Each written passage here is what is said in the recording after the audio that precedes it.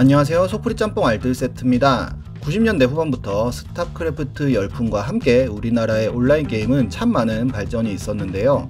남녀를 가리지 않고 많은 게임이 사랑받고 또 많은 역사를 남겼습니다. 워낙 많은 사람들이 즐기다 보니 사건 사고도 많았는데요. 이번엔 게임상에서 벌어진 실제 있었던 레전드 사건들을 모아봤습니다. 그럼 한번 볼까요? 첫 번째는 생명의 단검 사건입니다. 2001년 어느 날 인천에서는 한 아이가 태어납니다. 갑자기 하혈을 하여 급하게 제왕절개 수술을 통하여 태어난 아이였는데요. 전치태반으로 인한 하혈 때문에 급하게 수혈을 해야 했지만 RH-5형이라 피가 모자랐습니다. 그러자 남편은 그 소식을 친척에게 전달했고, 사돈이었던 한 분이 PC방으로 달려가서 리니지 ON 서버의 채팅창에 헌혈자를 찾는다는 글을 올립니다. 그러자 동시 접속하고 있던 약 10만 명의 게이머가 다른 서버로도 헌혈자를 구한다는 메시지를 남기는데요. 이 메시지를 본 운영자 역시도 이를 서버 공지로 올리고, 근처에 거주하던 리니지 이용자가 헌혈에 참여하여 산모는 다행히 위기에서 벗어납니다. 이후로도 던전 앤 파이터나 아이온 같은 게임에서도 비슷하게 사람을 살렸었는데요. 이렇게 정말 훈훈한 소식이지만 이후로는 그렇게 훈훈하지 않았습니다. NC에서는 헌혈을 해준 유저에게 생명의 검이라는 아이템까지 선물해줬고, 해당 유저는 이를 엔드 오브 조우라는 친구에게 판매합니다. 문제는 이 생명의 검의 성능이 너무 좋았던 것인데요. 생명의 검은 리니지가 리뉴얼하며 생명의 단검이라는 이름으로 바뀌었는데 탑티어급의 무기가 되어버리고 많은 사람들이 구매 의사를 타진합니다. 엔드 오브 조우는 리니지를 접으면서 생명의 단검을 4,500만원에 판매하기로 하였고, 구매자는 4,500만원이 입금되었다는 문자를 보냅니다. 그렇게 아이템을 보냈는데 문자는 알고 보니 사기였고 계좌에 돈은 들어오지 않았는데요. 당황한 엔드 오브 조우는 사이버 수사대에 수사 의뢰까지 하지만 범인은 잡지 못합니다. 그런데 갑자기 인터넷 방송에서 BJ 훅이라는 사람이 생명의 단검을 가지고 방송을 하는 것이 포착됩니다. 사람들이 그에게 사기꾼이라고 욕을 하자 BJ 훅은 BJ 불에게 3천만원을 구매했었고 사기 아이템인 줄 몰랐다고 해명하지만 게임상에 하나밖에 없는 아이템이라 사기 아이템인 것이 확실하였고, 결국 엔드 오브 조우에게 생명의 단검을 돌려줍니다. 알고 보니 약 6개의 계정을 통해 아이템이 세탁되면서 최종적으로 BJ 훅에게 갔던 것인데요. BJ 훅이나 BJ 불도 피해자이지만 결국 해당 사건의 진범은 잡지 못했다고 합니다. 다음은 간장게장 사기 사건입니다. 마비노기 영웅전의 한 게시판에는 메르시아라는 유저가 게임머니로 반찬을 판다는 글이 올라옵니다. 갓김치를 비롯해 게장까지 모두 게임머니로 판매를 한다는 것인데요. 이는 유저들 사이에서 꽤나 화제가 되었고 많은 유저들이 반찬을 삽니다. 그런데 메르시아는 곧 게시글을 지우고 수십억 골드를 먹튀합니다.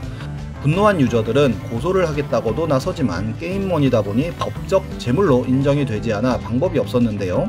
나중에 그 사기꾼은 인터뷰를 통해 본인은 가난한 유저를 도와주는 의적이라고 말을 하여 누구를 도와줬냐고 물으니 메르시아 본인이라고 하는 엄청난 멘탈을 보이기도 합니다. 그렇게 분노가 점점 올라가고 있던 도중 자칭 신상털이 전문가라는 티브라는 유저가 등장하는데요.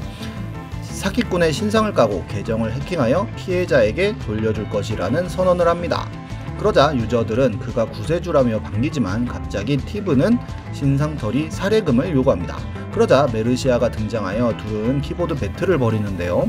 티브가 메르시아의 신상을 일부 공개하며 티브는 사람들의 신뢰를 얻게 되었고 실제로 살해금을 보내줍니다. 그런데 알고 보니 티브라는 유저도 메르시아의 또 다른 계정인 것으로 밝혀지고 또다시 유저들은 수십억의 골드를 먹튀당합니다. 그리고 세월이 흘러 상하이조로 이름을 바꾼 메르시아는 쿠치키 바쿠야라는 유저와 키배를 벌이다가 쿠치키 바쿠야의 신상을 털어 학교 홈페이지에 올리는 짓을 저지르는데요. 쿠비치 바쿠야는 메르시아를 고소하였고 사람들은 정의가 실현되었다며 환호합니다. 실제로 메르시아는 경찰에서 걸려온 전화를 받았다며 반성문을 올리기까지 하는데요. 그러면서 마지막에 링크로 경찰서 후기를 남깁니다. 그런데 후기로 들어가 보면 쿠비치 바쿠야와 짜고 친 상황극이었다는 알리는 글이 나왔다고 합니다. 이런 식으로 메르시아가 유저들에게 사기쳐서 번 골드는 한화로 5천만원 가량이었다고 하는데요. 또 슈퍼마리오라는 이름으로 신분을 세탁한 메르시아는 결국 마비노기 영웅전에서 진행한 고객 단속을 통해 3개월 정지를 당하고 새로운 닉네임으로 또 다른 사기를 치려다가 걸려서 이후로는 모습을 감춥니다. 다음은 바츠 해방전쟁입니다. 이 사건은 논문으로 나올 정도로 방대한 양이라서 간단하게 설명을 드리도록 하겠습니다. 리니지2는 혈맹이라고 하는 길드들이 서로 물고 뜯고 맛보고 하는 게임이라고 봐도 되는데요. 그중 리니지2 최초의 만렙 유저인 아키러스 등을 보유한 드래곤 나이츠라고 하는 DK 혈맹이 바츠 서버에서 모든 걸 씹어 먹어버립니다. 그러자 DK는 세금을 높이고 사냥터를 통제하면서 신규 유저들을 농락해버리는데요. 기란성이라고 하는 알짜배기 성에 출입하려는 모든 유저들을 척살하면서 악명이 자자했고, 심지어 GM이 개방 명령을 내리지만 군주님이 지키라고 했다며 버티기까지 합니다.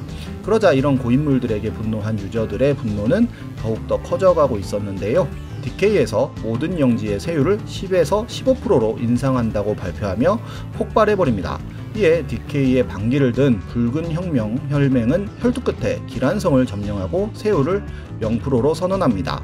다시 DK에서 기란성을 뺏어가지만 이 사건으로 유저들의 민심은 크게 자극이 되는데요. 수많은 중소 혈맹들이 연합을 하면서 반 DK 연합군을 결성합니다. 하지만 DK 때문에 레벨업을 할 수 없었던 연합군은 일방적으로 PK를 당해버리는데요.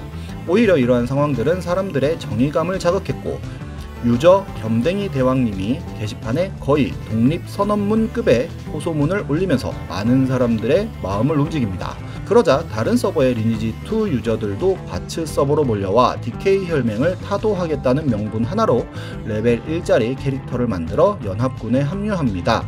이때 만들어진 수많은 캐릭터들은 제대로 된 장비가 갖추어지지 않아 내복단으로 불리기도 했는데요.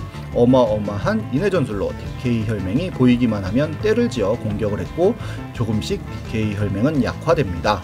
게다가 DK 혈맹 중 하나였던 제네시스 혈맹이 연합군에 투항까지 하면서 연합군의 세력은 32개의 혈맹으로 불어났고, 리니지 최대의 성인 아덴성에서 공선전을 벌입니다. 연합군은 수적으로는 우위였지만 아키러스의 명석한 전략으로 초토화가 됩니다. 그러자 DK는 연합군의 성인 오렌성으로 진군을 하게 되는데, 그 틈을 타 오히려 연합군은 아덴성을 공격합니다. 이에 DK는 다시 아덴성으로 오려고 하지만 오렌성의 입구에서부터 수많은 내복단이 그들을 막아서는데요. 필사적으로 DK를 공격하면서 그들이 움직이지도 못하도록 아예 봉쇄를 시켜버렸고, 결국 아덴성은 연합군의 성에 넘어갑니다. 연합군의 전략이 DK보다 앞섰던 것인데요. 이날 PC방에선 승리의 눈물을 흘리는 아저씨들이 심심찮게 포착이 되었고, 후에 호사가들은 이를 바츠 해방전쟁이라는 이름으로 부르게 되었고, 이를 모티브로 삼은 소설도 나오고 이를 주제로 전시회도 할 정도로 큰 관심을 받게 됩니다.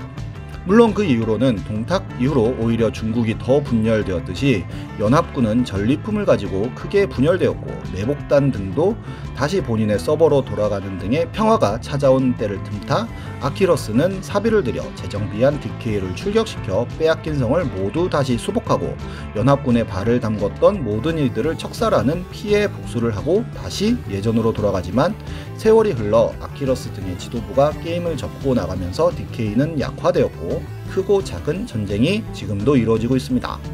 실제로 NC에서는 2014년에 바츠 해방 전쟁 10주년 행사를 하는데요. 아키러스는 인터뷰를 통해 리니지를 접고 개인 사업에 몰두하고 있다는 말을 남기기도 했습니다. 스티븐 스필버그 감독이 감독했던 영화 레디 플레이어 1이 바츠 해방 전쟁과 상당히 비슷한데요. 스필버그 감독도 린저씨였을까요? 지금까지 속풀이 짬뽕 알뜰세트였습니다.